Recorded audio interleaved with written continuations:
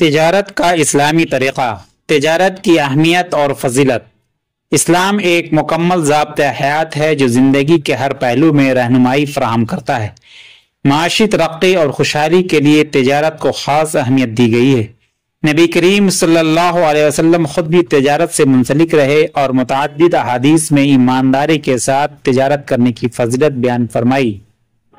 حضور اکرم صلی اللہ علیہ وسلم نے فرمایا، سچا اور امانت دار تاجر جنت میں انبیاء، صدیقین اور شہداء کے ساتھ ہوگا۔ ترمذی۔ یہ حدیث اس بات کو واضح کرتی ہے کہ دیانتداری کے ساتھ تجارت کرنا نہ صرف دنیاوی بلکہ اخروی کامیابی کا ذریعہ بھی ہے۔ اسلامی تجارت کے بنیادی اصول۔ اسلامی تجارت مخصوص اصول و ضوابط کے تحت ہوتی ہے تاکہ معاشرہ عدل و انصاف پر قائم رہے اور کسی کی حق تلفی نہ ہو۔ ذیل میں اسلامی تجارت کے چند بنیادی اصول بیان کیے جا رہے ہیں۔ نمبر 1، صداقت اور دیانتداری۔ اسلام میں تجارت کا سب سے پہلا اصول صداقت اور دیانتداری ہے۔ جھوٹ بول کر مال بیچنا، چیز کی اصل قیمت اور معیار چھپانا، گاہک کو دھوکہ دینا سختی سے منع ہے۔ اللہ تعالیٰ نے قرآن میں فرمایا ہے، اور ناپ تول میں کمی نہ کرو اور لوگوں کو ان کی چیزیں کم نہ دو اور زمین میں فساد نہ مچاؤ۔ سورہ ہود آیت نمبر 85۔ نمبر 2، دھوکہ دہی اور سود سے اجتناب۔ اسلام نے ہر قسم کی دھوکہ دہی اور سود کو حرام قرار دیا ہے۔ نبی کریم صلی اللہ علیہ وسلم نے فرمایا، جس نے دھوکہ دیا وہ ہم میں سے نہیں۔ مسلم شریف۔ سود کے متعلق قرآن مجید میں فرمایا گیا ہے، اللہ تعالیٰ نے تجارت کو حلال اور سود کو حرام قرار دیا ہے۔ سورہ بقرہ آیت نمبر 275۔ سود معاشرے میں استحصال، ظلم اور بے برکتی کا سبب بنتا ہے، اسی لیے اسلامی تجارت میں اس کی بالکل گنجائش نہیں۔ نمبر 3، حلال اور پاکیزہ تجارت۔ اسلام میں حلال روزی کمانے کی بہت تاکید کی گئی ہے۔ نبی کریم صلی اللہ علیہ وسلم نے فرمایا، حلال روزی کمانا ہر مسلمان پر فرض ہے۔ بیہقی۔ جو بھی چیز حرام ہے اس کی تجارت کرنا ناجائز ہے، جیسے شراب، نشہ آور اشیاء، حرام گوشت، جوا، سودی معاملات اور غیر اخلاقی کاروبار۔ نمبر 4، ناپ تول میں انصاف۔ اسلام نے ناپ تول میں کمی کرنے پر سختی سے منع کیا ہے۔ جو تاجر کم ناپ تول کرتا ہے وہ اللہ کی ناراضگی کا شکار ہوتا ہے۔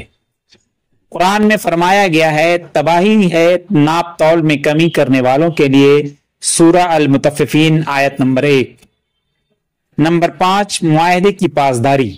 اسلام میں کسی بھی معاہدے کی پاسداری کو انتہائی اہمیت دی گئی ہے۔ اگر ایک تاجر کسی سے وعدہ کرے تو اسے ہر صورت پورا کرنا چاہیے۔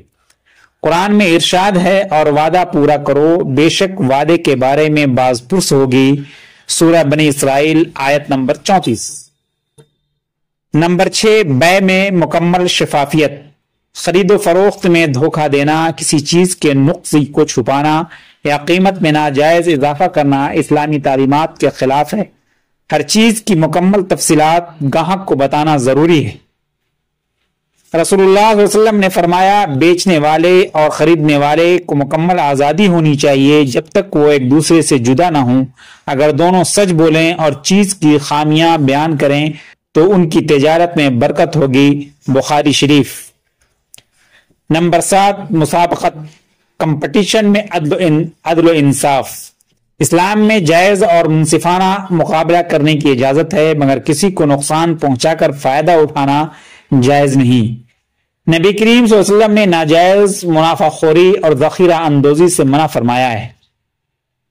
جو شخص قیمت بڑھانے کے لیے غلہ روک کر رکھے، اللہ اسے تنگ دستی میں مبتلا کر دیتا ہے۔ مسند احمد۔ نمبر 8، غریبوں اور محتاجوں کے ساتھ نرمی۔ اسلامی تجارت میں اخلاقیات کا بہت اہم کردار ہے۔ اسلام ہمیں نرمی، سخاوت اور محتاجوں کے ساتھ حسن سلوک کا درس دیتا ہے۔